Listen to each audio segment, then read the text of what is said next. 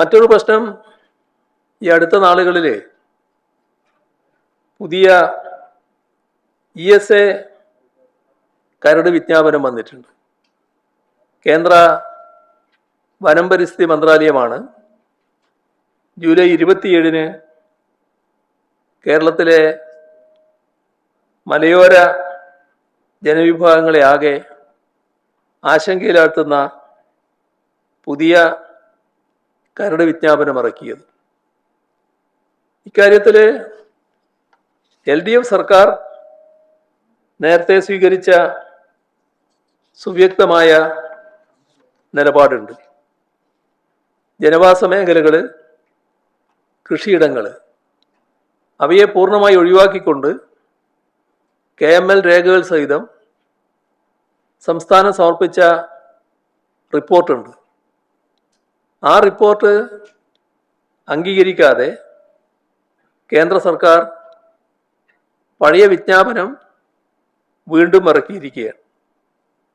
ഇതാണ് ജനങ്ങളിൽ കടുത്ത അരക്ഷിതാവസ്ഥയും ആശങ്കയും സൃഷ്ടിച്ചിട്ടുള്ളത്.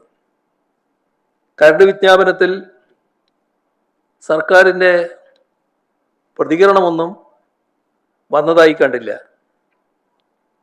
സർക്കാരിൻ്റെ മൗനം യഥാർത്ഥത്തിൽ ഇതുമായി ബന്ധപ്പെട്ട ജനങ്ങളെ ആകെ ഭയപ്പെടുത്തുന്ന ഒന്നാണ്.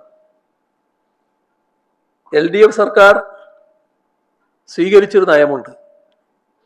ഇതിൽ LDF UDF എന്ന വ്യത്യാസമുണ്ടാകേണ്ട കാര്യമില്ല. ഇത് നാടിൻ്റെ പൊതുവായ പ്രശ്നമാണ്. ഈ കാര്യത്തിൽ LDF സർക്കാർ നേരത്തെ സ്വീകരിച്ച നയം ഇപ്പോഴത്തെ UDF സർക്കാർ തുടരില്ലേ എന്ന ആശങ്കയാണ് ഇതുമായി ബന്ധപ്പെട്ട ജനവിഭാഗങ്ങളിലുള്ളത്.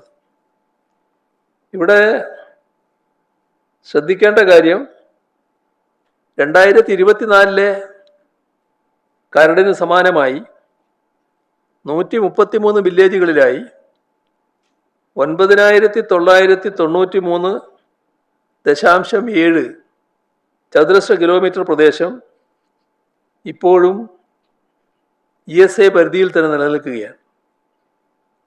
ESA ബാധകമാകുന്ന വില്ലേജുകളുടെ എണ്ണം 98 കുറക്കാനും ജനവാസ കേന്ദ്രങ്ങളും കൃഷിയിടങ്ങളും ഉൾപ്പെടുന്ന 1300 ചതുരശ്ര കിലോമീറ്റർ ഒഴിവാക്കാനുമായിരുന്നു കേരളം ആവശ്യപ്പെട്ടിരുന്നത്.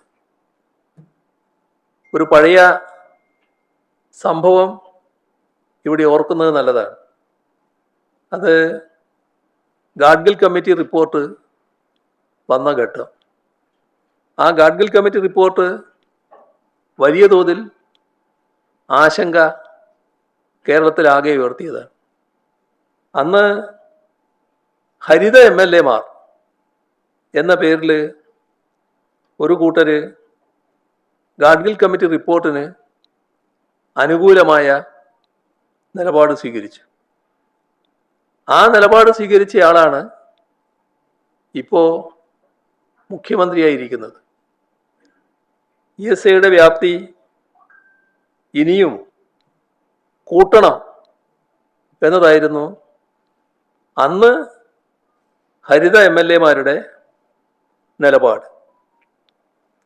അതിനുശേഷം ഈ ഗാഡ്ഗിൽ കമ്മിറ്റി റിപ്പോർട്ട് പ്രായോഗികമല്ല എന്ന് കണ്ടുകൊണ്ട് കേന്ദ്ര ഗവൺമെൻറ് തന്നെ കസ്തൂരിരംഗൻ കമ്മിറ്റിയെ നിയോഗിച്ചു. ആ റിപ്പോർട്ടിൻ്റെ ഭാഗമായി ജനവാസ മേഖലകളെ ഒഴിവാക്കാൻ ശ്രമമുണ്ടായി. ആ ഘട്ടത്തിൽ അതിനെയും ഇവർ, അതായത് ഹരിത MLA-മാർ ശക്തമായി എതിർക്കുന്ന നിലപാടാണ് സ്വീകരിച്ചത്. ഇപ്പോൾ പല നിലപാടുകളിലും നമ്മുടെ സംസ്ഥാനത്തെ UDF സർക്കാർ മലക്കം മറിയുന്ന കാഴ്ചയാണല്ലോ നമ്മൾ കണ്ടുകൊണ്ടിരിക്കുന്നത്. ESA വിഷയത്തിൽ ജനങ്ങൾക്ക് അനുകൂലമായ നിലപാട് സ്വീകരിക്കുമോ എന്നതാണ് ഉയർന്നു വരുന്ന ഗൗരവമായ പ്രശ്നം. ഇക്കാര്യത്തിൽ ആകാവുന്നത്ര വേഗതയിൽ വ്യക്തത വരുത്താൻ സർക്കാർ തയ്യാറാകണം. അതിനനുസൃതമായ നടപടികളും ഉണ്ടാകണം. സർക്കാർ ഫലപ്രദമായ ഇടപെടൽ യഥാസമയം നടത്തിയില്ലെങ്കിൽ ലക്ഷക്കണക്കിന് കുടുംബങ്ങളാണ് ഈ സംസ്ഥാനത്ത് അതിൻ്റെ വില നൽകേണ്ടി വരിക. ഈ ഒരു ഗൗരവത്തോടെ സർക്കാർ ഈ വിഷയത്തെ സമീപിക്കണമെന്നാണ് പറയാനുള്ളത്.